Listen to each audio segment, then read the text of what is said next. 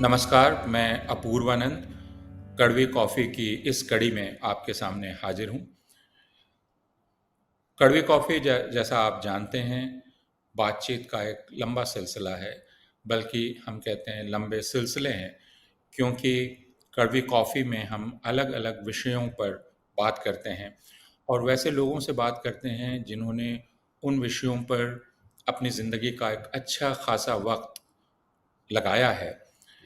उन पर काम किया है, अध्ययन किया है, ज़िंदगी का निवेश किया है और उन विषयों को सतही ढंग से देखने की जगह गहराई में देखने की कोशिश की है।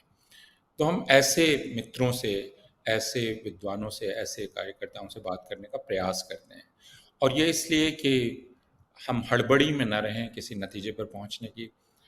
हम ऐसी भाषा से भी मुक्त हो सकें जो नारेबाजी की भाषा है, फतवे देने की भाषा है, घोषणाएं करने की भाषा है, बल्कि हम संवाद की प्रक्रिया भी शुरू कर सकें। प्रयास यह है और इसलिए इसमें दोनों तरह के विषय होते हैं। एक जिन्हें आप कहते हैं कि आज की सुबह आप जिस पर कुछ पढ़ना चाहते हैं, देखना चाहते हैं, सुनना चाहते हैं, और एक जो हमारी ज़िंदगी को व्यापक तौर पर समझने के लिए हमेशा ही आवश्यक होता है। दोनों का एक दूसरे से जुड़ाव है। जैसे अभी पूरा देश मणिपुर को लेकर उद्वेलित है, बेचैन है। पूरा देश, देश के सारे लोग मणिपुर को समझना चाहते हैं, जानना चाहते हैं। खासकर हम जो हिंदी बोलने वाले लोग हैं, हम जो कहते हैं कि भारत हमारा है, हमें ये मालूम पड़ता है कि हमारी भाषा में भारत के बहुत सारे हिस्सों की जानकारी बहुत कम है और वैसे हिस्सों की जहाँ इन इलाकों के जिन इलाकों को हिंदी बोलने वाले इलाके कहते हैं, वहाँ के लोग बड़ी संख्या में रहते हैं। एक इलाका जिसे उत्तर पूर्व कहा जाता है, नॉर्थ ईस्ट, और हम ये नहीं जानते हैं कि वह नॉर्थ ईस्ट कितना विविध है, कितना विस्तृत है, उसमें कितनी भाषाएं हैं, कितने प्रकार के लोग हैं, कितनी प्रकार की जीवन शैलियां हैं और संस्कृतियां हैं। सिर्फ नॉर्थ ईस्ट कहने से उसका पता हमें नहीं चलता। तो जो और मणिपुर इन 8 राज्यों में से एक राज्य है जिसे आप उत्तर पूर्व कहते हैं और आज मणिपुर जल रहा है। या आप कह सकते हैं कि मणिपुर के देह से खून बह रहा है, उसके देह के हर एक हिस्से से खून बह रहा है। ऐसा क्यों हो रहा है मणिपुर? इसको हम सारे लोग समझना चाहते हैं और हम उन लोगों के ज़रिए इसको समझने की कोशिश कर रहे हैं, मणिपुर जिनके चिंता के केंद्र में है। तो अभी हमारे साथ हमारे 2 मित्र हैं, जॉन दयाल और मंदिर। जॉन दयाल बहुत ही वरिष्ठ पत्रकार हैं, लेखक हैं। जॉन दयाल उसके साथ नागरिक अधिकारों के प्रश्न पर लगातार मुखर रहे हैं और काम करते रहे हैं और यह सिर्फ बोलने तक सीमित नहीं है, बल्कि उन जगहों तक जाना जहाँ हिंसा होती है, उस हिंसा को देखकर समझने की कोशिश करना। जॉन दयाल एक लंबे समय से ये करते आए हैं, शांति के प्रयास करना, लेकिन शांति के प्रयास करने के साथ साथ इंसाफ के सवाल को न भूलना। और उसी तरह हमारे मित्र हर्ष मंदिर हैं। हर्ष मंदिर से आप सारे लोग परिचित हैं, जैसे जॉन से। हर्ष लंबे समय तक भारतीय प्रशासनिक सेवा में रहे हैं। भारतीय प्रशासनिक सेवा में रहने के साथ साथ उन्होंने अनेक प्रकार के कार्य किए हैं जिनको आप सामाजिक कार्य कहते हैं। जैसे सड़क पर रहने वाले लोगों के आश्रय का इंतज़ाम करना, और सिर्फ आश्रय का नहीं, बल्कि उनकी इज़्ज़त के साथ जीने के तरीकों की तलाश करना। अ, और हर्ष की चिंता का एक केंद्रीय विषय रहा है इस देश में होने वाली सांप्रदायिक हिंसा, जिसको बाद में हम लोगों ने समझा है कि वह दरअसल बहुसंख्यकवादी हिंसा है, जिसका शिकार अल्पसंख्यक होते हैं। यह हर्ष की चिंता के केंद्र में रहा है। अ, 2002 में गुजरात में जो हिंसा हुई मुसलमानों के खिलाफ, उसको लेकर हर्ष तब से तक अनेक मोर्चों पर काम करते रहे हैं।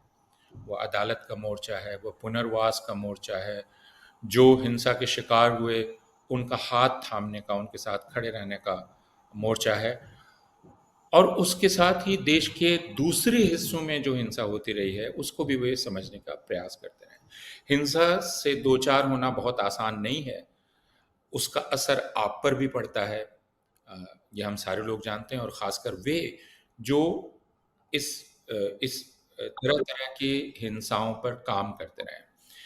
तो यह स्वाभाविक ही था कि जब मणिपुर में हिंसा भड़क उठे, तो हर्ष मंदिर और जॉन दयाल सीधे वहाँ जाने की सोचें। और एक एक बार जहाँ तक मुझे पता है उन्होंने अपनी यात्रा तय की थी, फिर उसकी तारीखें बदलीं, और वे 25 जुलाई से 28 जुलाई तक आप दोनों और दूसरे मित्रों के साथ मणिपुर गए और वहाँ के अलग-अलग इलाकों का आपने दौरा किया, लोगों से मिले। तो आप पहले हमें अपने इस फैसले के बारे में बतलाएं। उसके पहले मैं अपने दर्शकों, श्रोताओं को ये बताना चाहता हूँ कि यह जो यात्रा थी, यह हर्ष मंदिर, जॉन दयाल के एक बहुत पहले से चले आ रहे अभियान का हिस्सा है, जिसको कारवान मोहब्बत कहते हैं।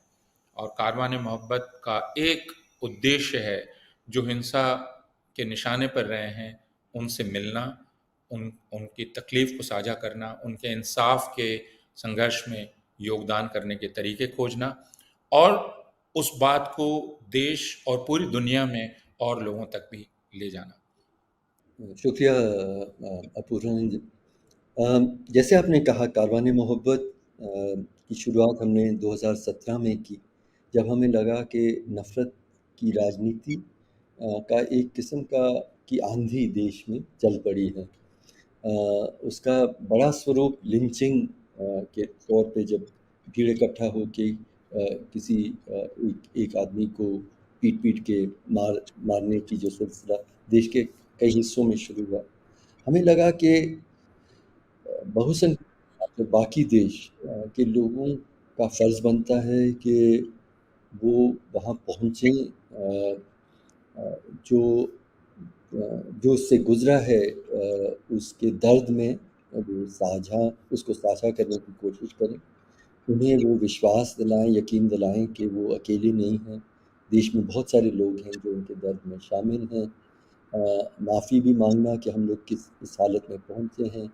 ये वादा करना कि आपकी आप जैसे अपनी ज़िंदगी के टूटे टुकड़ों को जोड़ने की कोशिश करें, इंसाफ के लिए लड़ें, तो हम आपका साथ रहेंगे और आपकी कहानी दुनिया को, देश को बताएँगे। तो ये यात्राएँ शुरू हुईं, मतलब बहुत असर रहा। हम लोग ने लगभग अब तक 35 ऐसी यात्राएँ की। मणिपुर और मणिपुर के जो हालात जब हमने सुने, ये हम जानते थे कि ये बिल्कुल एक अलग, बिल्कुल असाधारण किस्म की चुनौती देश के सामने है। नफ़रत जब अपने इंतहा तक पहुँचती है, तो तो हम कहाँ पहुँचते हैं?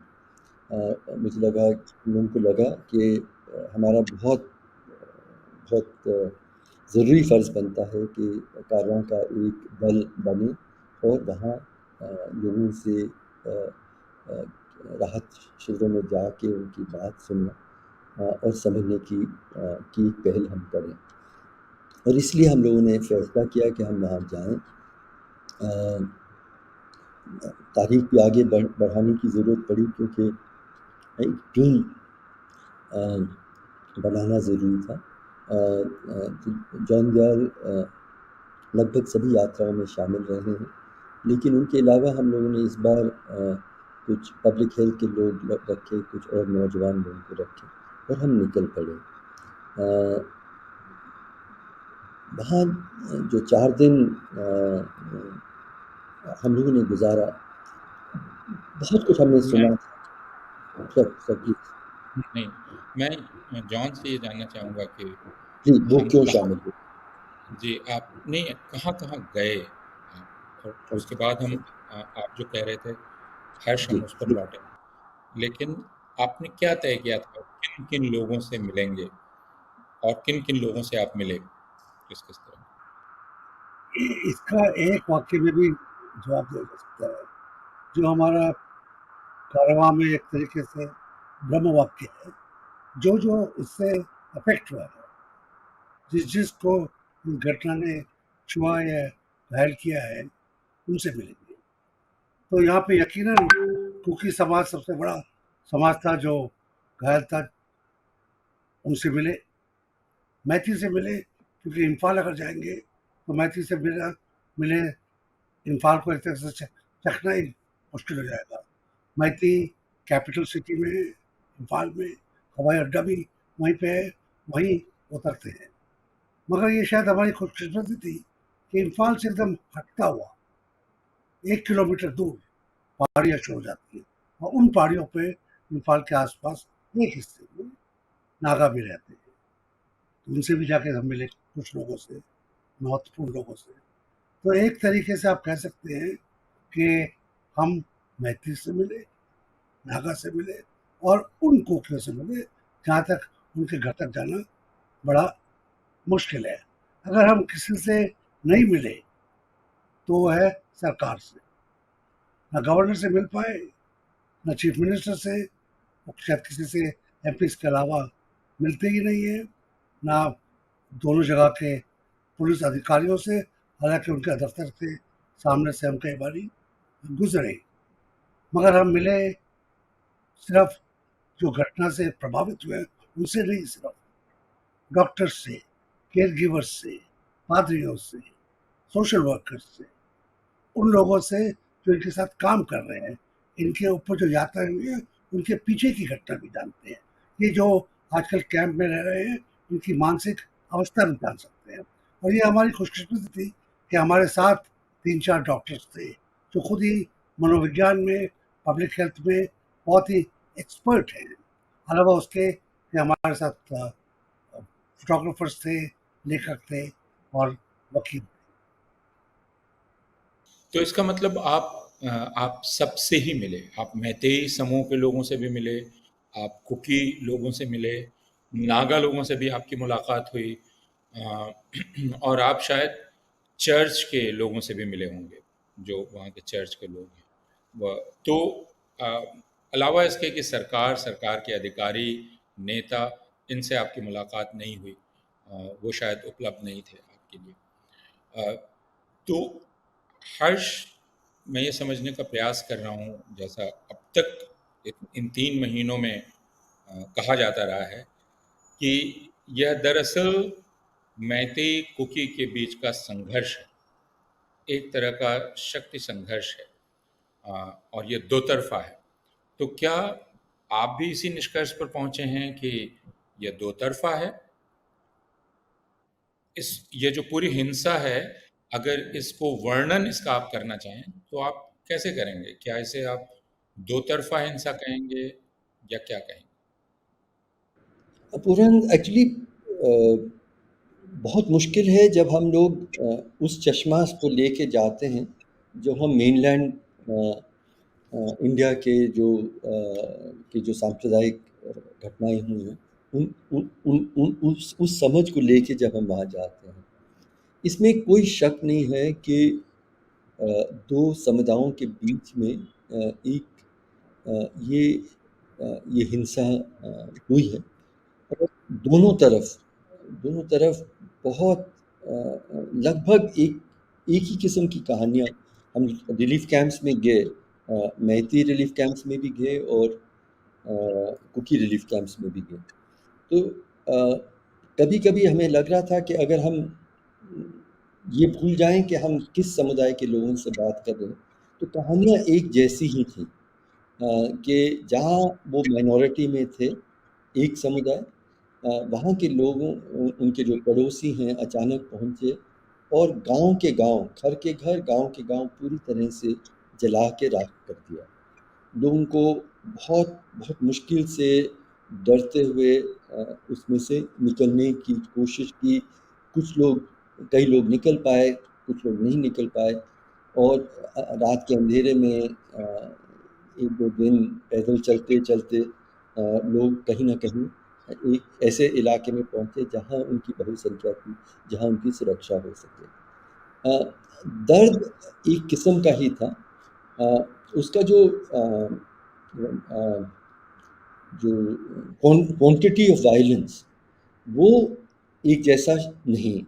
मतलब जो कुकी समुदाय के अंदर loss of life, loss of property काफ़ी ज़्यादा है, लेकिन ये भी सही है कि दोनों तरफ ने हिंसा झेला, दोनों तरफ ने जुल्म सहा और दोनों तरफ के लोगों ने जुल्म किया भी।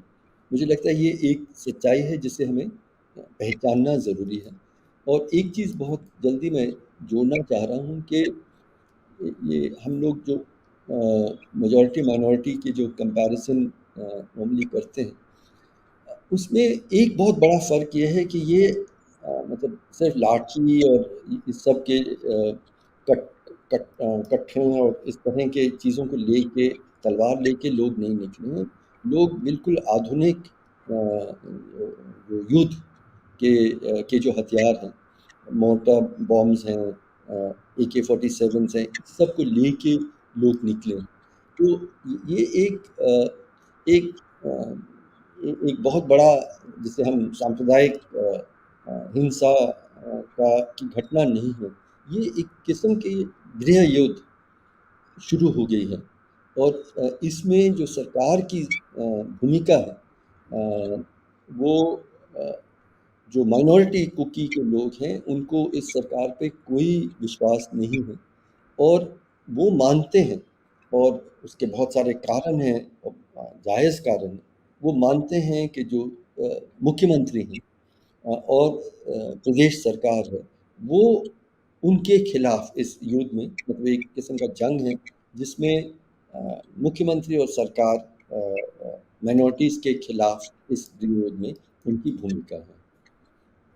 जॉन, हर्ष ने कहा, इसमें मैं थोड़ा सा हाँ, इसमें मैं मैं थोड़ा आपसे सा मैं एक सवाल कर लूँ, फिर आप इसमें जोड़ेंगे। आप ही से मैं सवाल कर रहा हूँ जॉन, कि हर्ष ने ये कहा कि हम मेनलैंड के चश्मे से उसको ना देखें, जिस बात को बहुत सारे दूसरे लोग भी कह रहे हैं। और ये इसलिए यहाँ जो सांप्रदायिक हिंसा होती है, उस रूप में उसे नहीं समझा जा सकता है।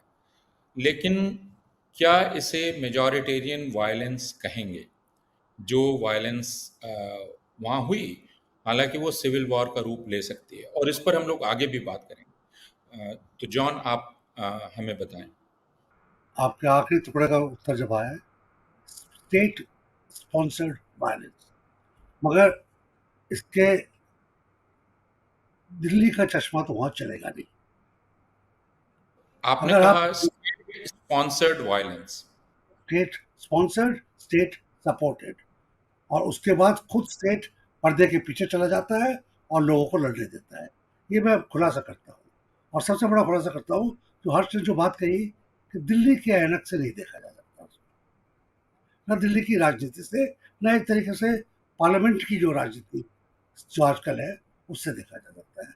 अगर सिर्फ जंतर मंतर के डेमोन्स्ट्रेशन को मैं देखता हूँ, और क्योंकि मैं खुद ईसाई हूँ, कई बार वहाँ पे गया, तो मेरे को लगता कि शायद ये सिर्फ हिंदू मैत्री का ईसाई के ऊपर अत्याचार है, क्योंकि वो ईसाई है, ना कि क्योंकि वो कुकी है। क्योंकि नागा भी ईसाई है वहाँ पर, इक्का दुक्का तमिल भी काफी तादाद में है, वो भी कई कुछ तादाद में ईसाई है, और बाकी जो दिल्ली से जाते हैं उनमें भी ईसाई लोग यकीनन होंगे। वहाँ पे फादर्स हैं, सिस्टर्स हैं, वो सब सेफ है, खुदा के शुक्र से। वहाँ पे जाने के बाद आपको पता लगता है कि किस तरीके से ये कुकी समाज जो है, उनका जो सोशोलॉजिकल, एंथ्रोपोलॉजिकल उनकी एंटिटी है, उनका अस्तित्व है, उसके ऊपर प्रहार है। किसी भी हालत में उनको अपने घर से हटाकर, हो सकता हो तो कब्रिस्तान, नहीं हो सकता हो तो, क्योंकि वहाँ पे पाकिस्तान नहीं है, तो बर्मा में भेजा जाए। और उसके लिए अगर आप आज किसी भूतपूर्व मुख्यमंत्री से बात करते हैं, किसी रेड क्रॉस के आदमी से बात करते हैं, किसी सोशल वर्कर से बात करते हैं, किसी प्रोफेसर से बात कर सकते हैं, या फिर किसी घटिया किस्म के खूंखार आदमी से बात कर सकते हैं, वो कुकी को कुकी नहीं कहते हैं, वो कहते हैं चिन कुकी नार्को टेररिस्ट। जैसे उसका अस्तित्व बिना नार्को टेररिज्म के, बिना बाकी चीजों के नहीं है। चीन का अर्थ है वो बर्मा से आया है, कुकी उसका नाम है। नार्को टेररिस्ट, क्योंकि आज उसको हटाने के लिए ये बहुत जरूरी हो गया है कि सरकार उन सबों को कहे कि नार्को टेररिस्ट है, चीन में मिले हुए हैं, बर्मा में मिले हुए हैं, थाईलैंड में मिले हुए हैं, बांग्लादेश में मिले हुए हैं, और ये गैर भारतीय काम कर रहे हैं, एंटी नेशनल है, जो इनके लिए एक बहुत बड़ा जुमला बन जाता है इलेक्शनरिंग में भी और बाकी लोगों में। तो ये जो मेरी निगाह में शिफ्ट हुआ है कि इसको मैं सिर्फ एंटी क्रिश्चियन वायलेंस ना समझूं, और उसका रिस्पॉन्स मैं ईसाई होने की तरह ना दूं, बल्कि इसको मैं समझूं कि इसका राजनीतिक पहलू क्या है और कितना अहम है और कितना खतरनाक है, और उसका रिस्पॉन्स भी मैं नागरिक की तरह दूं। एक नागरिक जो पूरे भारतवर्ष के लिए चिंतित है, ना सिर्फ अपनी कौम के लिए। और मेरा ख्याल है ये वहां पे जाए बिना, और जाए बिना भी हेलीकॉप्टर से नहीं जाइएगा, क्योंकि आप जो बीच का रास्ता है वहीं पर आपको समझ में आएगा कि आप कहाँ हैं। यहाँ पर सेफ है इम्फाल में, क्योंकि यहाँ पे कुकी नहीं है एक भी। चंद्रचांदपुर में आप सेफ हैं क्योंकि वहाँ पे कोई मैती नहीं है। क्योंकि जो बीच का रास्ता है, कार से जा रहे हैं मुसलमान ड्राइवर, और सब मजाक कर रहे हैं, मुसलमान ड्राइवर खुद भी मजाक कर रहा है कि भारतवर्ष में कोई एक टुकड़ा है इस मणिपुर में जहाँ पे मुसलमान सेफ है, क्योंकि कुछ हिस्से में हिंदू सेफ नहीं है, कुछ हिस्से में ईसाई सेफ नहीं है। असली की बात नहीं है। रास्ते में आप जाएंगे तो आपको 7 बैरिकेड मिलेंगे 1-2 किलोमीटर के टुकड़े में, जहाँ पर हर्ष ने आज लिखा है कि कई बार हमको अंबारी भी देखनी पड़ी।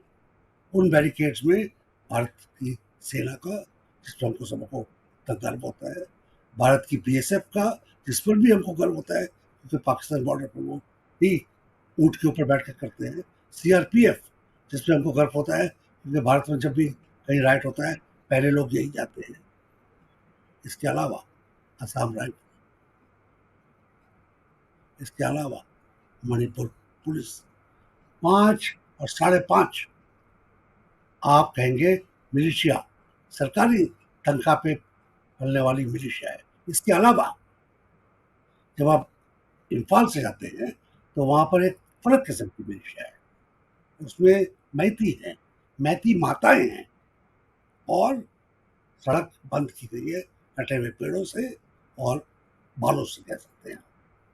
और जब यहाँ पे भारत की 5 मिलिशिया को पार करते हैं और उसके बाद फिर एक टुकड़ा आता है जहाँ पे मैती है नहीं है, जहाँ पे कुकी है, जहाँ पे सड़क एक जमीन की अर्थ मट्टी की दीवार से बंद की गई है जिसमें भाले घुसे हुए हैं।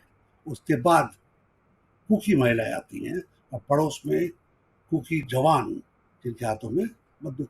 तो आप समझते हैं कि ये 2 जो मिलिशिया हैं, कुकी मिलिशिया उधर और मैती मिलिशिया इधर, एक तरीके से आप कह सकते हैं कि भारत की सेनाएं पीस कीपिंग फोर्स की तरफ अभी भी आ गई है, दोनों को अलग रखने के लिए। इसके ऊपर मैं बाद में आऊँगा कि क्या ये भी सत्य है या नहीं सत्य है। मगर ये जो बीच में बॉर्डर आ जाता है, आपको ट्रांजिशन पता लग जाता है कि कैसे हुआ होगा। और जो इसके बॉर्डर्स हैं वहाँ पे हमने भारतीय सेना के बंकर्स भी देखे जो कुकी की तरफ पॉइंटेड थे। हमने कोई बंकर नहीं देखा जो मैत्री की तरफ पॉइंटेड हो, मगर शायद वो हमारी भी कमजोरी हो सकती है कि हम शायद हर जंगल में नहीं गए ना। मगर जब इस तरीके से आप देखते हैं तो आप पाते हैं कि जहाँ पे कुकी पहाड़ियाँ और मैती प्लेन या वैली जहाँ मिलती हैं, जो 2 किलोमीटर 3 किलोमीटर 4 किलोमीटर का जो पूरा बेल्ट हो जाता है, वहाँ पे ज़्यादातर घटनाएं हुई। और जो अंदर एनक्लेव्स हैं, छोटे मोटे बस्तियाँ हैं, जैसे वैली में कुकी की कुछ बस्तियाँ या चूड़ाचांदपुर में मैती की कोई बस्तियाँ, वो तो आइलैंड्स थे, वो तो फंसे गए थे। वहाँ पर तो जरसंहार हुआ ही हुआ। और ज़्यादातर वायलेंस और कन्फ्रंटेशन ये जो बेल्ट है इसमें हो रही है। और इसको देखे बिना आपको मणिपुर की समस्या का हल देखने समझने में टोटली आप गैर जिम्मेदार हो जाएंगे। इस वास्ते हेलीकॉप्टर से जाना थोड़ा-सा वहाँ पर दिक्कत है। आपने ये बिल्कुल ठीक कहा। आप दोनों के कहने से ये समझ में आया कि अ, हम जैसे सांप्रदायिक हिंसा कहते हैं, उस सांप्रदायिक हिंसा को अब तक जैसे समझा गया है, वैसे मणिपुर को नहीं समझा जा सकता या वहाँ की हिंसा को नहीं समझा जा सकता। लेकिन क्या उसका एक कारण यह है हर्ष, कि एक इलाका है जिसको कुकी कह सकते हैं कि वो उनका इलाका है ना? और उस इलाके पर आप उस तरह कब्जा नहीं कर सकते या नियंत्रण नहीं कर सकते जैसे बाकी इलाकों पर कर सकते हैं। तो क्या एक अंतर यह है, और क्या अगर यह नहीं होता, मैं यह समझने की कोशिश कर रहा हूँ जैसे जॉन ने कहा उससे, और अभी तक ये समझ में आ रहा है कि हिंसा की शक्ति दोनों के पास है, क्योंकि लोगों के पास भी हिंसा की शक्ति है। लेकिन खुद जॉन ने कहा कि यह स्टेट स्पॉन्सर्ड या स्टेट सपोर्टेड वायलेंस है, और अगर हम स्टेट स्पॉन्सर्ड और स्टेट सपोर्टेड वायलेंस कहेंगे तो state supported Meitei led violence कहना पड़ेगा, क्योंकि स्टेट कुकी को तो सपोर्ट नहीं कर रहा, कुकी के खिलाफ ही है। तो इसमें एक मेजॉरिटेरियन व्यू तो है, उसका एक रंग है। तो आप क्या इसे, मैं फिर इसमें एक तरह की विडंबना देखता हूँ, दोनों से ही पूछना चाहूँ कि चूंकि एक इलाका है जहाँ कुकी खुद को किलेबंद कर सकते हैं, इसलिए यह भारत के दूसरी हिंसाओं से भिन्न है, जहाँ हिंसा के शिकार होने वाले अल्पसंख्यकों के पास कोई इलाका नहीं होता। तो क्या यह अंतर है या कोई और अंतर है? हर्ष। भौगोलिक फ़र्क तो है कि जो जो वैली है वो माइती इलाका माना जाता है, माइती बाहुल्य इलाका माना जाता है। और जो पहाड़ में जहाँ जंगल हैं, पहाड़ हैं, वहाँ पे कुछ इलाकों में कुकी और कुछ इलाके में नागा लोग रहते आ रहे हैं। ये फ़र्क तो है। लेकिन मुझे लगता है इससे बहुत ज़्यादा कॉम्प्लेक्स कहानी है। 2000 साल या उससे ज़्यादा वक्त से मैती लोगों का एक अलग राज्य रहा है मणिपुर में। और वो उस पे बहुत जायज़ तौर पे उस पर उनका गर्व भी है। और 1949 में एक्चुअली मणिपुर आखिर में इंडिया का हिस्सा बना। और दूसरी तरफ पहाड़ों में ये नागा जो लोग हैं वो भी बहुत पुराने हज़ारों साल से शायद पहाड़ों में हैं। कुकी लोगों का लोग मानते हैं कि मोर रिसेंटली उनका आना जाना हुआ। द प्रॉब्लम मुझे लगता है कि जो हम समझने की भी कोशिश कर रहे हैं, जब हम एक समुदाय के लोगों से बात करें, और जैसे जॉन ने कहा जो पूर्व मुख्यमंत्री से मिले हम, जिनको पीस ह्यूमैनिटेरियन एजेंसी के लोगों से मिले, साधारण लोगों से मिले, माताओं से मिले, और रिलीफ कैंपों में लोग मिले, तो एक ही कहानी मिलती थी। तो मैती लोगों का क्या कहानी है? उनका कहानी है कि ये कुकी लोग पहले तो हिंदुस्तानी नहीं हैं, ये फॉरेन इन्फिल्ट्रेटर्स हैं बर्मा से। दूसरा कि इनका मुख्य काम है ड्रग्स, क्योंकि ये पॉपी का एक तरह का कल्टीवेशन करते हैं, और ड्रग्स वो फैला रहे हैं जिससे हमारे नौजवानों को नुकसान हो रहा है। ये उनका दूसरा आरोप है। तीसरा ये आरोप है कि वो जंगल नष्ट कर रहे हैं, क्योंकि जो जंगल क्षेत्र में, रिजर्व फॉरेस्ट में उनका जो झूम कल्टीवेशन का जो तरीका है, उससे हमारे जंगल नष्ट होंगे। और उनका ये कहना है कि हिंसा उन्हीं की तरफ से हुई और बढ़ी। अब हम उसी तरह से जब कुकी समाज में जाते हैं और वहाँ के पादरी से लेके स्टूडेंट लीडर्स से लेके रिलीफ कैंपों में बात करते हैं, तो हम एक बिल्कुल दूसरी कहानी सुनते हैं। वो कहानी सुनते हैं कि नहीं, पहले तो हम इस देश के ही निवासी हैं, दूसरा कि ये बिल्कुल ये सही है कि हमारे कुछ लोग पॉपी कल्टीवेशन करते हैं, लेकिन ड्रग्स का अगर सचमुच व्यापार है बड़े स्तर पे, तो इम्फाल के लोग और दिल्ली के लोग नेता और सब लोग जुड़े हैं, ऐसा उनका आरोप है। तीसरा उनका कहना है कि जंगलों में तो हम लोग रहते आ रहे हैं और इससे जंगलों को तो कोई कभी नुकसान नहीं हुआ। और उनका ये डर है कि मैती लोग जब एसटी स्टेटस लेंगे तो वो पहाड़ों में आके हमारे इलाकों के हमारी ज़मीनों को वो पर खरीदेंगे, जिस पे अभी वर्तमान में रोक है। हम लोगों को रिजर्वेशन के कारण से सरकारी पदों में जो जगह मिला है वो कब्जा कर लेंगे। और फाइनली ये आरोप है कि मुख्यमंत्री खुल के हमारे खिलाफ एक तरह से गृह युद्ध में एक पक्षधर बन गए हैं। अब ऐसे जब हम दोनों तरफ की बातें सुनते हैं, मुझे लगा कि जिसको हम बिल्कुल इरेकंसाइलेबल, मतलब यहाँ मिलने की कोई जगह ही भी नहीं है, और दोनों मान रहे हैं कि ये हमारा अस्तित्व का एक किस्म की आखिरी लड़ाई है। अगर हम हार जाएं तो हमारा अस्तित्व खत्म हो जाएगा। मैती भी ये मान रहे हैं और कुकी भी ये मान रहे हैं, और कोई उनको जोड़ने की कोशिश सरकार की तरफ से बिल्कुल ही नहीं हो रही है। That is the complexity of this. और आखिर में मैं सोचा था कि बातचीत शुरू भी कहाँ से हो, तो मुझे लगा कि शायद शुरुआत वहीं से हो कि हम लोग जब हम कुकी लोगों के साथ बैठें तो वो अपना दर्द भी याद करें जो जो जिससे वो गुजरे हैं, लेकिन ये भी याद करें कि दूसरे समुदाय के लोग भी उस तरह के दर्द से गुजरे हैं। और मैती लोगों से हम बात करें तो वो भी याद करें, अपने दर्द को भी याद करें, लेकिन दूसरे समुदाय के भी दर्द को याद करें। अभी जब हम बात कर रहे हैं, एक तरह से उन्होंने कंप्लीटली ब्लॉक ऑफ कर दिया। वो सिर्फ हम मैती लोगों के साथ इतना जुल्म हुआ है, लेकिन दूसरे समुदाय के साथ वो बिल्कुल उसको मतलब एक्नॉलेज भी नहीं करते हैं। तो खाई बहुत गहरी है, बहुत ज़्यादा गहरी है।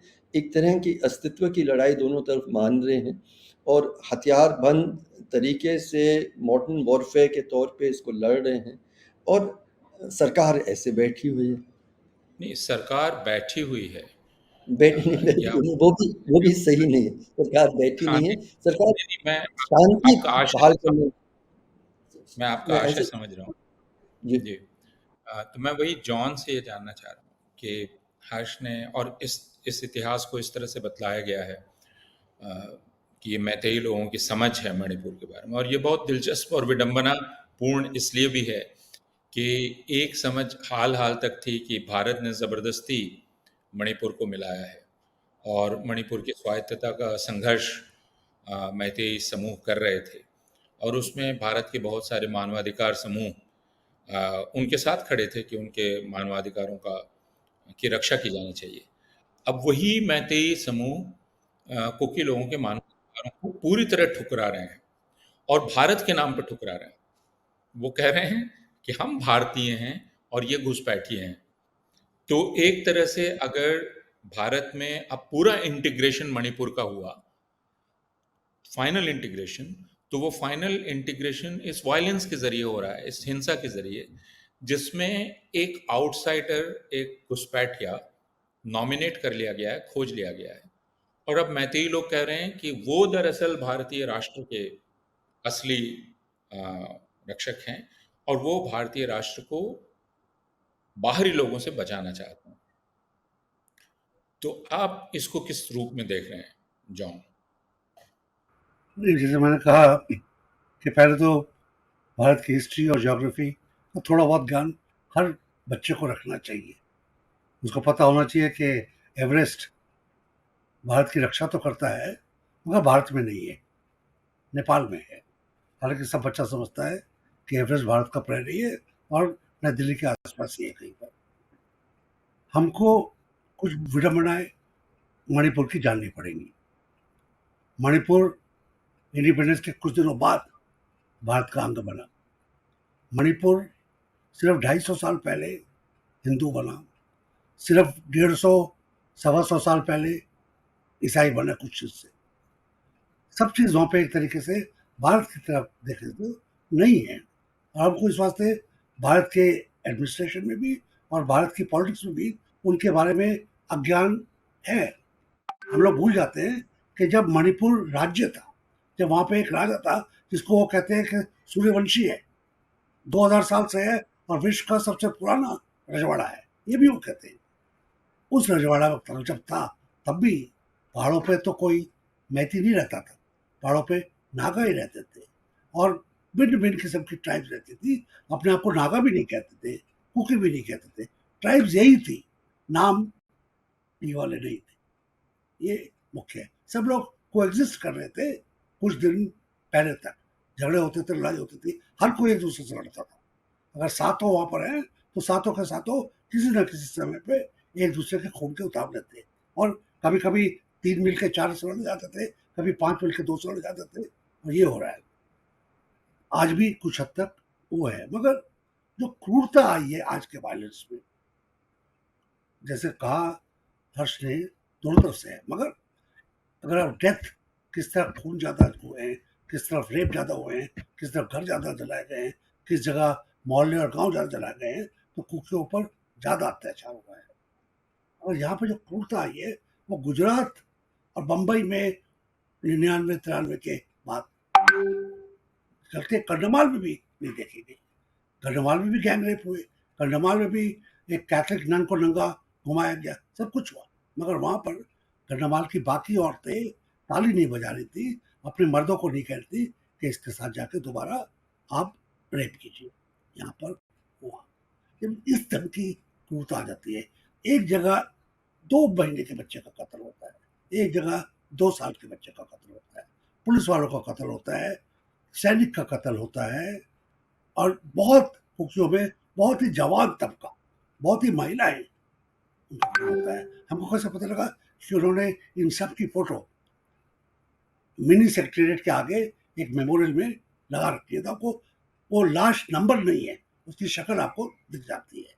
और मगर जब एक हर्ष ने एक बहुत बड़ी बात कही है, अगर आप किसी कैंप में जाके वहाँ का दुख समझने की कोशिश करें और वहाँ के जो स्पोक्स पर्सन है, जो अच्छी तरह बोल सकते हैं, अगर उनको आप सुने और एकचित्त होकर सुने, तो आपको दोनों की टोनैलिटी में, दोनों के डिस्क्रिप्शन में, किस तरीके से किस अंक का वो व्याख्यान कर रहे हैं, किन किन लोगों को वो अपने खिलाफ एक ग्रोव की शक्ल में लाते हैं, कौन बताते हैं कि उनको किसने बताया, अपनी आप बीती।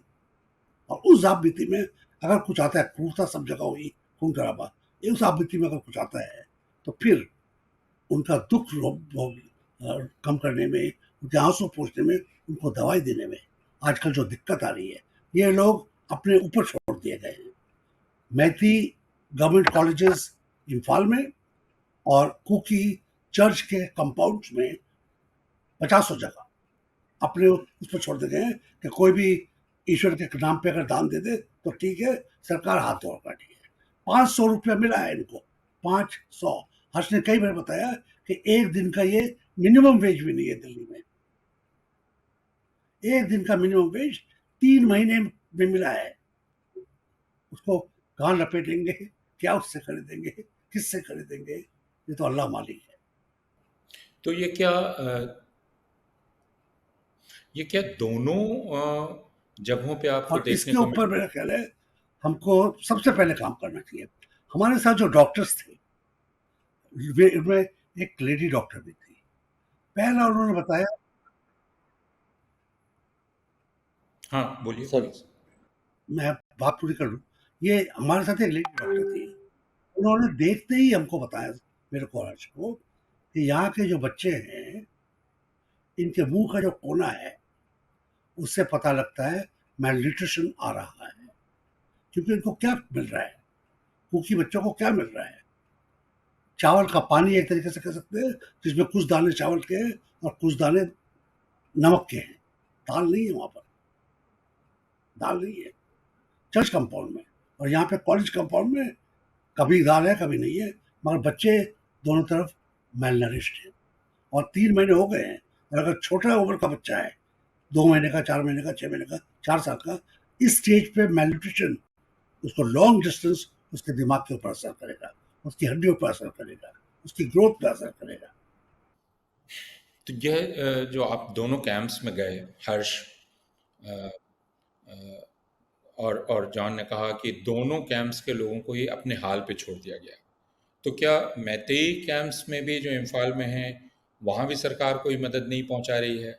क्योंकि इम्फाल में तो सरकार है, वो ये कह सकती है कि वैली में उसको काम नहीं करने दिया जा रहा है, लेकिन फिर वो मैतेई लोगों के कैंप में भी उतनी ही असंवेदनशीलता क्यों दिखला रही है? क्या आपकी नहीं कोई बात हुई? नहीं देखिए, बहुत कोशिश की मैं चीफ सेक्रेटरी से मिलने की, लेकिन मुलाकात के लिए वो वक्त नहीं निकाले। ये बातें मैं रखना चाह रहा था, हम लोग रखना चाह रहे थे। नहीं, मैती कैंप्स इतनी इस बदहाली में नहीं थे जितना कुकी के कैंप्स थे, उसमें बहुत फर्क था। अ, उसमें हाँ, और उनकी तादाद भी कम थी, और वो मोस्टली सरकारी स्टेडियम, बिल्डिंग्स वगैरह में अवेलेबल थे। कुछ फूड असिस्टेंस वगैरह चल रहा था, लेकिन वहाँ भी मैं मानता हूँ कि मैं आईएएस अफसर रहा हूँ, आईएएस अफसर जानते हैं कि सरकार को वो कैंप चलाना चाहिए था। सरकार के अधिकारी वहाँ होने चाहिए थे, उनके उनके डॉक्टर्स, उनके जो रेवेन्यू ऑफिसर्स, वो सब चलाते हैं, उनका ट्रेनिंग है। लेकिन फिर भी सरकार की कुछ वहाँ प्रेजेंस था। लेकिन जो कुकी इलाका है, वहाँ पे बिल्कुल ही they have been left on their own. और जो चर्च की हम बात करते हैं, ये एक लोकल चर्च है, जो इवेंजेलिकल चर्च वहाँ पे है। इसका कोई विदेशों से कोई संबंध नहीं है। उनका जो पैसा जो इसके लिए वो एकजुट कर रहे थे, वो एक्चुअली लोकल लोगों ने ही मतलब उसको जमा किया है, मोस्टली उसी से वो चला रहे हैं। इसलिए वो हालात हैं जो हमने देखा कि बच्चे लिटरली चावल और नमक से अपना भोजन कर रहे हैं। हम लोग एक जगह गए जहाँ काफ़ी मतलब एक एमएलए ने खुद अपने घर में इन सबको रखा है, और वो अपने ही मतलब पैसों से इनको खाना खिला रहे हैं। वो महती एरिया में था, लेकिन कुकी एरिया में हम लोग बिल्कुल ही लोगों को और मैं मानता हूँ प्राथमिकता बहुत सारी चीज़ों की है, लेकिन ऐसे वक्त में जहाँ मतलब काफ़ी दूर तक मतलब इतनी भी रोशनी नहीं दिख रही है कि लोग एक साथ बैठ के इसका हल निकालेंगे इन द नियर फ्यूचर। तो ये कैंप में तो लोगों को मतलब वो हालत के जब लोग अब वापस अपने घरों में जा सके, वो हालत पता नहीं कब आएगी। इस बीच में जब ये सारी लड़ाई चल रही है, बच्चे पैदा हो रहे हैं, छोटे छोटे बच्चे माँ का दूध पी रहे हैं, थोड़ा बड़े हो रहे हैं, बुजुर्ग लोग हैं, बीमारियां हैं, इस सब का द ह्यूमैनिटेरियन क्राइसिस, क्या तो कम से कम अमृत काल के भारत 75 सालों के बाद हम लोग 50,000 लोगों की देखभाल इस क्राइसिस में कैंपों में हम उतने भी साधन हमारे नहीं हैं कि हम कर सकें। ये सरकार की जवाबदेही सबसे पहले हमें करना बहुत ज़रूरी है कि while while the civil war is continuing, at least लोग जो uh, जो इसके कारण से जो सामान्य लोग शिकार हुए, वो कुछ अपनी ज़िंदगी काट सकें। ये सरकार की पहली ज़िम्मेदारी होनी चाहिए। और मैं थोड़ा ये कहना चाह रहा हूँ कि 2002 गुजरात से कई बार कंपैरिज़न होते हैं। एक जो मुझे लगता है कि बहुत बड़ा कंपैरिज़न और जायज़ कंपैरिज़न वो है कि 2002 गुजरात में पहली बार मैंने देखा कि जहाँ सरकार ने एक खुल के कहा कि हम कोई रिलीफ कैंप्स नहीं कराएंगे। और एक वक्त था जहाँ पे अहमदाबाद अकेले में लगभग 1 लाख लोग कैंपों में रहना पड़ा, यानी वो पूरा समुदाय पे ही छोड़ दिया गया था। और मुस्लिम समाज के पास कौन सी जगह थी इस हालत में, तो ज़्यादा कब्रिस्तानों में, तो कब्रिस्तानों में कैंप लगे हुए थे। कई महीनों तक कैंप कब्रिस्तानों में चलाए गए सरकार की तरफ से। बहुत लड़ाई के बाद वो कुछ भोजन का कंट्रीब्यूशन किया। वही परंपरा दिल्ली के 2020 में भी हमने देखा, जहां सरकार ने रिलीफ की जिम्मेदारी नहीं अपनाई। और वो अब हम देख रहे हैं मणिपुर में, जहां सरकार ये भी एक न्यूनतम संवैधानिक जिम्मेदारी से भी वो पीछे हटे हुए हैं। जो हर्ष कह रहे हैं कि मैतेई कैंप और फ़र्क तो है, और इससे हिंसा का स्वरूप भी पता चलता है। वो ये कि एक तो मैतेई कैंप कम है, उनकी तादाद कम है, यानी डिस्प्लेस होने वाले या विस्थापित होने वाले कम लोग हैं मैतेई। उसके कारण अलग हो सकते हैं, लेकिन संख्या कम है। और उसी प्रकार हिंसा के शिकार लोगों में मैतेई लोगों की संख्या कम है, जैसा आपने पहले कहा हर जॉन ने। मारे गए लोगों में भी उनकी संख्या कम है, कुकी लोगों की संख्या ज़्यादा है। तो कुकी शिविर या कुकी कैंप, राहत कैंप पूरी तरह से निराश्रित हैं, उनमें सरकार कहीं नहीं दिखलाई पड़ रही है। और मैतेई शिविर को भी मैतेई समुदाय के हवाले कर दिया गया है या सरकार वहाँ है? नंबर एक प्रश्न जॉन से यह है। दूसरा यह है कि यह जो गैर हाजिरी है सरकार की, हर्ष खुल के अब ये कह रहे हैं कि एक सिविल वॉर चल रहा है। आपने पहले कहा कि आयरनी ये है कि अब यहाँ जो इंडियन आर्म फोर्सेस हैं वो एक तरह की पीस कीपिंग फोर्स है, उस पर आप आगे बात करना चाहेंगे, ये आपने कहा। तो इंडियन स्टेट या भारतीय राज्य पूरी तरह से लुप्त हो गया है मणिपुर में। तो यह राज्य जो दूसरी जगह कह रहा है, क्या हम ये कहेंगे यह राज्य है लेकिन वह एक दूसरे तरीके से काम कर रहा है? राज्य अगर काम कर रहा है तो अपनी चुप्पी से काम कर रहा है, आवाज ना लगा के काम कर रहा है। प्रधानमंत्री का मुंह खोना 3 महीने तक, मुख्यमंत्री का मुंह खोना, लुप्त होना। मुख्यमंत्री ने कहीं का दौरा नहीं किया है, प्रधानमंत्री तो कभी करेंगे भी नहीं। तो स्टेट कुकीज के साथ तो नहीं है, कुकी एरियाज में भी नहीं है। मैती एरियाज में क्योंकि राजमहल वहीं पे है, चीफ मिनिस्टर हाउस वहीं पे है, हाई कोर्ट वहीं पर है, तो राज्य तो वहाँ पे प्रेजेंट है। मगर क्या इन समुदायों के साथ है? सड़क के ऊपर 5,000 लोग कुकीज के खिलाफ डेमोन्स्ट्रेशन तो कर सकते हैं, मगर कोई चंदा नहीं है यहाँ पे लोगों के लिए, अनाथों के लिए। ये ठीक बात है कि क्योंकि यहाँ के जो बाहर से लोग, विस्थापित लोग आए हैं, उनको सरकारी जगहों पे रखा गया है, मगर अभी भी वो दान पत्र पे जीवित है। वहाँ पे हफ्ते में 1 दिन या 2 दिन डॉक्टर आता है, 1 दिन या 2 दिन। दवाइयाँ बिल्कुल नहीं है, खासकर डायबिटीज़ की दवाई, जो संचारित रोग होते हैं उनकी दवाई, वही बुखार जुकाम की दवाइयों के अलावा कोई दवाई नहीं है वहाँ पर। और मैं बच्चे थोड़ा क्या इंटरप्ट भी करना चाहता हूँ कि वेरी इंपॉर्टेंटली कुकी शिविरों में कहीं भी शिक्षा का कोई काम नहीं चल रहा। They are losing an entire generation of education. Please John.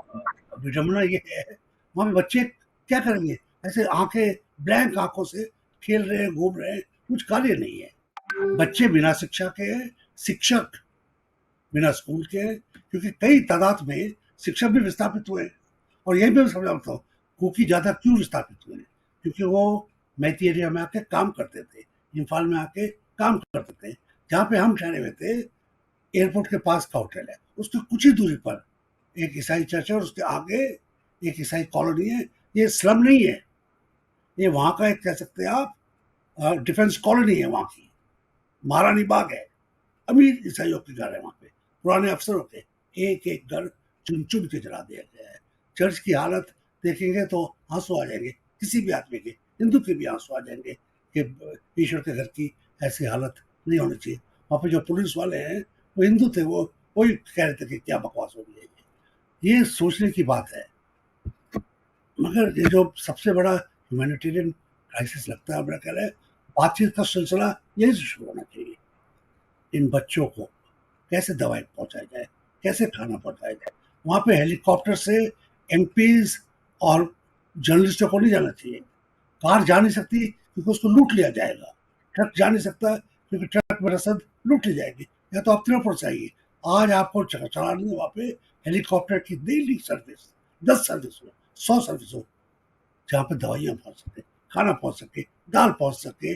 गोश्त की बात नहीं हो रही है, दाल पहुँच सके, कम से कम अच्छी क्वालिटी का चावल पहुँच सके, केले पहुँच सके, कुछ आ तो सके कुछ।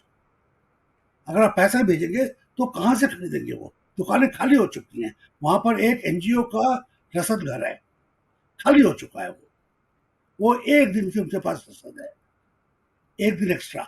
आज के दिन की थी, इसके अलावा 1 दिन की रसद चावल। और वो कहते और हैं और इसका और और कवरेज। दवा की दुकानों में कह रहे हैं कि दवा भी नहीं आ रहे हैं, मतलब आप खरीद भी नहीं सकते हैं दवाई पहाड़ों में। अगर आप ह्यूमैनिटेरियन एड फर्स्ट भेजें, तो वहाँ पे कम से कम सांत्वना तो होगी कि हमारे साथ भारत की सरकार है, या भारत में कोई सरकार है भी जो हमारे साथ है। उसके बाद आप बुलाइए कर, लोगों को बुलाइए। ये सिविल वॉर तो चल नहीं सकते भारत में ना, कब तक चलेगी? कब तक वो चलेगी? और अगर होगी तो बाकी को फिर दखल अंदाजी होगी इसमें, और बढ़ेगा बैन। इसको आज ही कम से कम दिनों में करिए आप, पार्लियामेंट में बहस कीजिए, बाकी जगह बहस कीजिए, लोगों को बुलाइए, इनके नेचुरल नेताओं को, जो इनके ट्रेडिशनल नेता है, इनके चीफ्स हैं, उनको बुलाइए, इनके इलेक्टेड रिप्रेजेंटेटिव्स बुलाइए, इनके रिलीजियस नेताओं को, इंटेलेक्चुअल नेताओं को। वहाँ पे भी हर्षमंद होंगे बहुत सारे। क्या भारत का कोई जगह है जहाँ पे आगे 10 साल में हर्ष ऐसे लोग ना आए? यह देश इतना हमारा रेगिस्तान हो गया है, फिर तो हम सब गए। वहाँ पे भी अच्छे लोग हैं, उनको बुलाइए, उनको चुनिए, उनसे बात कीजिए, सोल्यूशन आएगा। और सरकार अपने आप को बराबर रखे, ये डंडी ना मारे। नहीं तो जॉन ये कह रहे हैं कि शुरुआत इससे होनी चाहिए जो आपने भी कहा कि एक तरह की इंसानी पहल वहाँ हो, और वह शिविरों से शुरू हो सकती है जहाँ आप बच्चों की शिक्षा का इंतज़ाम करें। और शायद यह इस तरह से हो सकता है, अब मुझे मालूम नहीं कि कैसे होगा क्योंकि अभी ये काफ़ी कठिन है, लेकिन कुछ मैतेई समूह भी कुकी शिविरों में सहायता पहुंचाने का काम करें। और हालांकि कुकी और मैतेई के बीच समीकरण अभी बिल्कुल असमान है, तो ये मांग करना कि कुकी ऐसा करें शायद बहुत उचित नहीं होगा। लेकिन नंदिता हक्सर ने जो लिखा है, मैं उसको पढ़ रहा था कि उन्होंने कहा कि मैतेई समाज को पहलकदमी लेनी होगी और उसे पहलकदमी लेनी चाहिए। तो क्या हर्ष आप इससे सहमत हैं? मैं क्योंकि मैतेई पूरी समाज जी, जी, हर्ष। मैं पूरी तरह से सहमत हूँ। और गुजरात 2002 का अनुभव भी मैं याद कर रहा था। इनफैक्ट मेरे नौजवान साथियों को मैं याद कर रहा था कि गोधरा के केंद्र में जब ये सारी हिंसा, मतलब जो एक तरह से एपिसेंटर थी, तो लोगों के घर जलाए गए थे। तो हमने एक कॉल दिया था कि हम लोगों के घर दोबारा बनाने के लिए सहायता प्रदान करेंगे, लेकिन हमारा शर्त ये होगा कि हर घर में हिंदू और मुसलमान मिल के घर का पुनर्निर्माण करेंगे। और लोगों ने कहा था ये असंभव है, लेकिन 80 गाँवों में ऐसे लोग सामने आए और उससे एक तरह के मतलब एक हीलिंग का प्रोसेस शुरू हो पाया। मैं 100% सहमत हूँ कि मतलब लोग पहले तो माने। मतलब मुझे बहुत पीड़ा है, मैं मैती हूँ, मुझे बहुत पीड़ा है कि मैती लोगों के साथ जो हिंसा हुई और जिनके घर जलाए गए। मुझे इसकी भी पीड़ा है जो कुकी लोगों के घर जलाए गए, उनको जो उनके साथ जो हिंसा हुआ, वहाँ से बातचीत शुरू हो। और पहले तो सरकार ह्यूमैनिटेरियन असिस्टेंस दे, लेकिन ये असंभव बिल्कुल नहीं है जहाँ हम अपेक्षा करें कि माइती डॉक्टर्स कुकी इलाके में जाएं और काम करें, माइती सोशल वर्कर्स उस समाज में जाके काम करें। और होंगे लोग, मुझे पूरा यकीन है कि ऐसे लोग होंगे जो ये करना चाहते हैं। और वहीं से ही अदरवाइज़ ऐसे लग रहा है कि बिल्कुल जैसे युद्ध वाली स्थिति है। हम बार-बार युद्ध की बात क्यों कर रहे हैं? क्योंकि मतलब इतना बड़ा दरार हो गया है, जैसे लग रहा है कि कोई उसके पार जा ही नहीं सकता। हमें इंसानियत का एक सेतु बनाना ज़रूरी है, जिसमें लोग एक-दूसरे के एक दोनों तरफ में जा सकें। जी हाँ, जॉन हर्ष जो कह रहे थे उसको अगर थोड़ा हम आगे बढ़ाएं, अ, एक एक और पक्ष की तरफ हम जाएं। वो पक्ष यह है कि इसमें नाइंसाफ़ी हुई है, हत्याएं हुई हैं, बलात्कार हुए हैं, यौन हिंसा हुई है। अ, परसों मैं करण थापर के साथ 2 महिलाओं का इंटरव्यू देख रहा था जिसमें वो बतला रही थी कि कैसे एक के पति और उसकी सास को उसके सामने मार डाला गया, और 1 साल के बच्चे को कैसे औरतें और मर्द, मैतेई औरतें और मर्द मिलके 1 साल के बच्चे को मार रहे थे। 1 साल के बच्चे को पीट रहे हैं और वह औरत बच गई, हालाँकि उसको भी मारने की कोशिश की गई। तो ये घटनाएँ हैं जो इंसाफ़ चाहती हैं, इंसाफ़ की एक प्रक्रिया। यह भी एक विडंबनापूर्ण बात है कि सर्वोच्च न्यायालय में भारत सरकार ने कहा है कि यौन हिंसा का जो मामला वीडियो पर अभी सामने आया है और बाकी उसकी जांच और उस पर मुकदमा, ये दोनों एक तो सीबीआई को दी जाए और मुकदमा असम के बाहर चले, यानी गुवाहाटी हाई कोर्ट के बाहर। तो एक प्रकार से संघीय सरकार, यूनियन गवर्नमेंट खुद ही अविश्वास बता रही है कि उसे मणिपुर की सरकार पे विश्वास नहीं है, और यह अविश्वास इतना गहरा है कि असम की अदालत भी नहीं कर सकती थी इन्हें। यह गुजरात में हुआ था, जॉन आपको याद होगा, जिसमें गुजरात के कई मुकदमे गुजरात से बाहर किए गए थे क्योंकि वहाँ स्पष्ट बायस था। वो हर्ष को भी याद है, जॉन को भी याद है। तो यह जो हालत है जिसमें अपनी अपनी ही कार्रवाई से यूनियन गवर्नमेंट या संघीय सरकार बतला रही है कि वो राज्य सरकार पे विश्वास नहीं करती, यहाँ तक कि वो उसकी न्याय प्रक्रिया पर भी उस इलाके की विश्वास नहीं करती। बाहर करना पड़ेगा क्योंकि शायद विटनेस प्रोटेक्शन नहीं होगा, बाकी चीज़ें नहीं होंगी, और न्याय नहीं हो पाएगा। तो ऐसी स्थिति में जब सरकारों के बीच इस प्रकार का एक तरह से जानते हैं लोग कि हम क्या हैं, लेकिन वह सरकार बनी हुई है, बीरेन सिंह बने हुए हैं और संघीय सरकार ये कर रही है, तो फिर ये प्रक्रिया शुरू कैसे होगी? प्रक्रिया शुरू तो जब होगी तो लोग पकड़े जाएंगे, पुलिस एक्शन करेगी, जमीन पर पुलिस होगी। एक हिस्से में तो पुलिस बिल्कुल नहीं है और दूसरे हिस्से में भी पुलिस नाम मात्र का काम कर रही है, जो हमने अपनी आंखों से देखा, क्योंकि इसमें तो पुलिस है ही नहीं। आज की तारीख में सड़क कैसे साफ की जाए, कैसे इम्फाल पे जो हवाई जहाज से या रेल से रसद आएगी, अभी इम्फाल पे रेलवे स्टेशन भी खुलने वाला है, जो भी रसद आएगी वो कैसे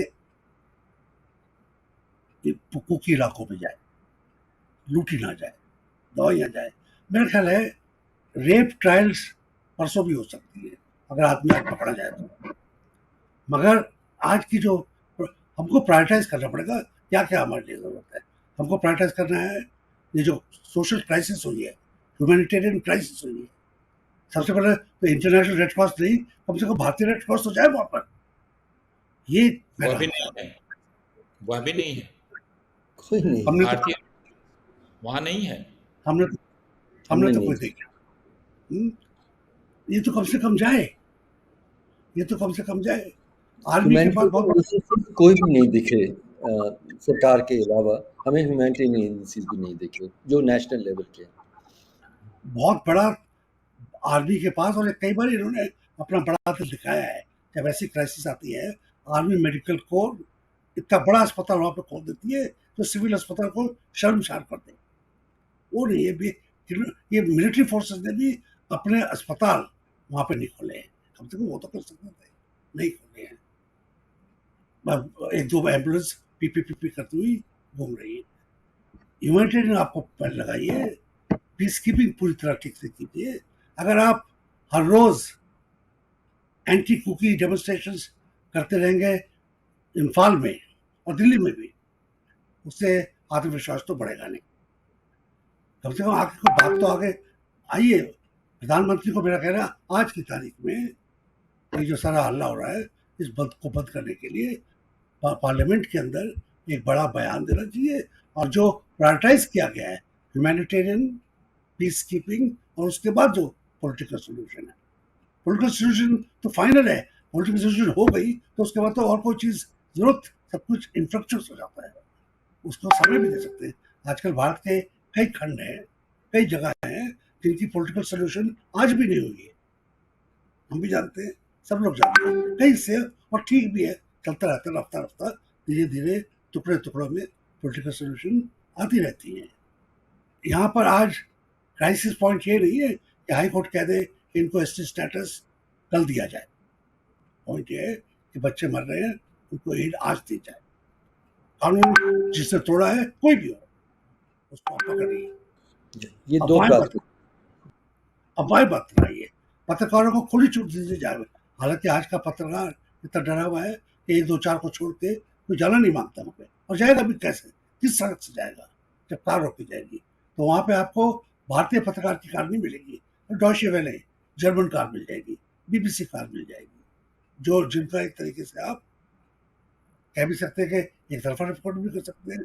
मगर वहाँ का भारतीय पत्रकार भी, उसका मालिक कोई और ना, भारतीय पत्रकारों को खुली छूट होनी चाहिए। अगर आज आप देखते हैं इंग्लिश पेपर इम्फाल से, तो वो पेपर तो कम से कम 10 आदमियों को फौरन जेल होनी चाहिए, उसके संपादक को मिलाकर, क्योंकि वो तो एकदम भड़का रहा है। वो जो कह रहे हैं लोग कि औरतें एक छोटे से बच्चे को पीट रही हैं, जबकि सड़क में भी कोई चलती हुई औरत मिल जाए, बच्चा पड़ा हो तो उसको उठा लेगी, एक बारी पुलिस वाले उठा लेती हैं औरतें, पुलिस वुमेन पड़े हुए बच्चे को उठा लेती है और अपने घर ले जाती है दिल्ली में।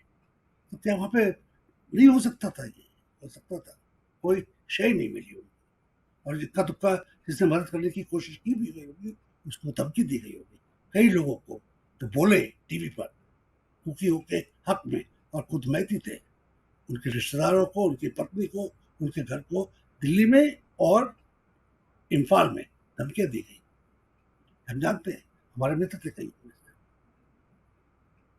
हाँ, क्योंकि ये तो हमने दिल्ली में देखा है कि बहुत सारे मित्र जो कुकी हैं, कुछ मैतेई मित्र भी हैं, लंबी कथा है, लेकिन लंबी कथा है। लेकिन वे खुलकर नहीं बोलना चाहते हैं। जैसे हैदराबाद के प्रोफेसर जो कुकी हैं, उन्होंने अपनी बात कही तो उन पर एफआईआर दर्ज कर दी गई, और अब वे सर्वोच्च न्यायालय में हैं उस एफआईआर के खिलाफ।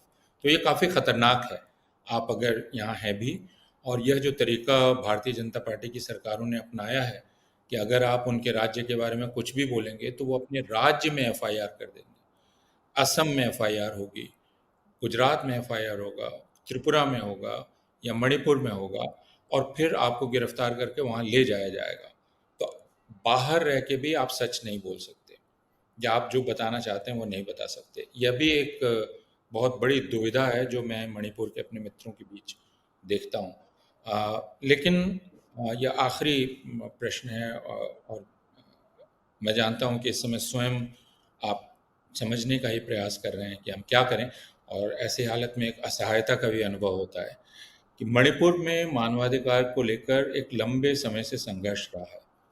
Arm forces special power act, Manipur की शर्मिला एवं शर्मिला का संघर्ष, और इसलिए मणिपुर के मानवाधिकार के संघर्ष को भारत के मानवाधिकार समूह ने काफ़ी समर्थन दिया।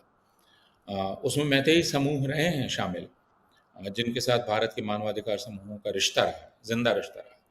मुझे अभी तक याद है कि सर्वोच्च न्यायालय में मणिपुर को लेकर ही armed forces special power act Bharat के मानवाधिकार समूहों ने मुकदमा किया था। मुकुल सिन्हा उसमें थे, बाकी लोग थे। अगर गलत याद नहीं है मुझे तो वो जस्टिस आफ्ताब आलम की बेंच थी, जिसने जांच करने की बात की थी। वहाँ जो एनकाउंटर किलिंग्स ढेर सारी हुई थी। यह एक इतिहास रहा। तो क्या उसका सहारा लेकर भारत के मानवाधिकार समूह वो नहीं कर सकते हैं जो आप दोनों कह रहे हैं? बिल्कुल। मेरा मानना है कि भारत का जो सिविल सोसाइटी है, उसमें जो मानवाधिकार के लोग हैं और जो ह्यूमैनिटेरियन एजेंसीज़ हैं, दोनों को मणिपुर के लोगों को मतलब उनसे हाथ से हाथ मिला के मतलब जहाँ उनको सबसे ज़्यादा ज़रूरत का वक्त है, सबसे ज़्यादा खतरे का वक्त है, वो उनको वहाँ जाके उनके साथ खड़े रहना बहुत ज़रूरी है। अगर रिलीफ सबसे पहली प्राथमिकता है, सरकार से पूरा समाज, हिंदुस्तान का समाज इन मतलब लड़े कि सरकार क्यों नहीं अपनी जिम्मेदारी निभा रही है। फिर जो अरेस्ट की बात है, न्याय की बात है, उसमें सब लोग मिल के ये लड़ाई लड़ें ये पहल बहुत ज़्यादा ज़रूरी है और वहाँ से एक तरह से शुरुआत हो सकती है। लेकिन आखिर में मैं फिर से कहना चाह रहा हूँ कि मतलब सबसे बड़ी जवाबदेही, सबसे बड़ी जो ज़िम्मेदारी मणिपुर के हालात की है, वो सरकार की है। राज्य सरकार की है और केंद्र सरकार की है। और उस ज़िम्मेदारी को सरकार निभाए, उसके लिए पूरे भारत का समाज को आवाज़ उठाना ज़रूरी है। अगर मैं जॉन आप से ये आखिरी सवाल करना चाहूँ कि इस हिंसा के लिए जिम्मेदार दरअसल संघीय सरकार है, क्योंकि संघीय सरकार ने इस हिंसा को जारी रहने दिया है। अगर तो हम जब ये कहते हैं राज्य समर्थित, तो उसमें हम सिर्फ उसे राज्य सरकार द्वारा समर्थित नहीं, बल्कि संघीय सरकार द्वारा भी मौन समर्थन उसको प्राप्त है। यह हिंसा जारी रहनी चाहिए। मैं समझ नहीं पाया कि मोदी जी के मन में क्या था जब उन्होंने मौन साधा और ये चीज़ बढ़ने दी, क्योंकि इसका किस तरीके से वो हिंदुस्तान की इलेक्शन में इस्तेमाल कर पाएंगे, किस तरीके से हिंदू मुस्लिम जो यहाँ पे चल रहा है उसको फैला पाएंगे, किस तरीके से वो और तरीके से इसका राजनीतिकरण कर पाएंगे, मेरे को समझ नहीं आ रहा है क्या वजह थी उनके मन में। और जब तक उनको क्या उनकी समझ थी नॉर्थ ईस्ट के बारे में, एक एक करके सारी सरकारें उन्होंने खरीद ली। जिन 10 एमपीज को जो कांग्रेसी थे इन्होंने भाजपा ही बताया, दंगे के इमीडिएटली बाद वो उनके खिलाफ हो गए, कहते हैं हमको अलग हमारा एडमिनिस्ट्रेशन चाहिए। तो इनका जो राजनीतिक इरादा था वो तो कतई फेल हो गया। अब इनको अपना मूछ की नहीं सोचनी चाहिए, इनको सोल्यूशन कैसे की जाए भारत के हित में उसकी सोचनी है। और उसके लिए हर्ष और मैं कई बार आपके प्रोग्राम के दौरान भी बोल चुके हैं कि आपको बातचीत करनी है, आपको वहाँ पे अपना जो दर्द है उसको दूर करना है, जो घाव है उस पर मलहम लगाना है, जो बच्चे हैं उनको दवाई देनी है, स्कूल खोलने हैं, इंटरनेट खोलना है। 3 महीने हो गए हैं, इंटरनेट नहीं है। 1 सेकंड के इंटरनेट ऊपर नीचे हो जाए तो हम लोग बौखला जाते हैं। 3 महीने से इंटरनेट नहीं है। अगर आप कहते हैं कि कम से कम लॉन्ग डिस्टेंस एजुकेशन करेंगे, वो भी नहीं कर पा रहे हैं, कुछ भी नहीं कर पा रहे हैं, ठीक से रसद भी नहीं पहुँचा पा रहे। इन चीज़ों को लीजिए, फौज को उसका काम करने दीजिए, बॉर्डर्स टाइट कीजिए। अगर आप कह रहे इन्फिल्ट्रेशन है मोरे पर, तो फौज क्या कर रही है हमारी वहाँ पे, बीएसएफ क्या कर रही है? वाटर टाइट लगाइए, अगर जरूरत है तो अनाउंस कीजिए कि हम बॉर्डर के ऊपर तार लगाएंगे, बांग्लादेश पे लगाए वहाँ पे भी लगाएंगे, जो भी कुछ करना है कीजिए, मगर उसको बहाना मत बनाइए कि पोरस बॉर्डर है सब कोई आ जाता है। वो बहाना मत बनाइए, उसका ट्रोप मत बनाइए, उसका दुरुपयोग न करके गरीब इंसान को ना मारिए। गरीब बहुत सत रहा है आजकल। बहुत शुक्रिया आप दोनों का। और हम जो समझ पाए हैं वही है कि इसकी पूरी राजनीति को समझने की तो अभी कोशिश की जा रही है। जैसा जॉन कह रहे थे कि आखिर वो हासिल क्या करना चाहते हैं। इससे जो समझ में आता है हमें वही है कि हासिल शायद वो ये करना चाहते हैं भारतीय जनता पार्टी कि वह यह दिखा सके कि वह बाहरी लोगों का खतरा भारत में अभी तक बना हुआ है, और ये बाहरी लोग ही मणिपुर में ये सारा संकट पैदा कर रहे हैं। अभी तक जो प्रदर्शन हो रहे हैं इम्फाल में, जिनकी बात आप दोनों ने की कि वो प्रदर्शन बंद होने चाहिए, जॉन ने बहुत स्पष्ट कहा कि अगर वे प्रदर्शन आप करते रहेंगे, जिन प्रदर्शनों में चालाकी और बेईमानी के साथ कहा जा रहा है कि हम शांति चाहते हैं, लेकिन उसके साथ ये कहा जा रहा है नार्को टेररिज्म बंद होना चाहिए, उसके साथ ये कहा जा रहा है इन्फिल्ट्रेशन बंद होना चाहिए, उसके साथ कहा जा रहा है एनआरसी लागू होनी चाहिए, तो शांति हो और उसके साथ ये सारी चीज़ें हों, इसी में बेईमानी बहुत स्पष्ट है। तो जब तक हम इस बेईमानी को नहीं पहचानेंगे, तब तक मणिपुर में, जैसे भारत के दूसरे हिस्सों में भी, शांति नहीं शुरू होगी।